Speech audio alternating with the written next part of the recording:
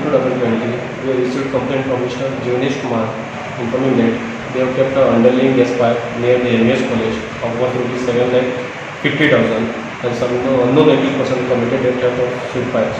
On receipt of the complaint, we have registered a FIR and after the various efforts, after collected the intelligence, we have arrested the three accused persons, namely Salman Ali, resident of Chandor, one Mr.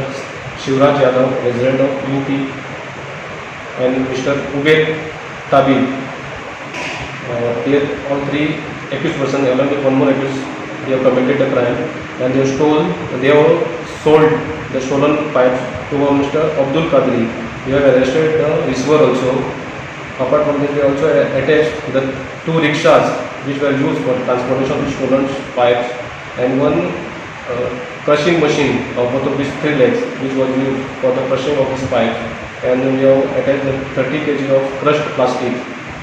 The accused are presently in police remand and further investigation of this case is in progress. How many days remand the present? Salman Ali was remanded in 7 days police custody, and this Ubaid and Abdul, they are remanded in 2 days police custody.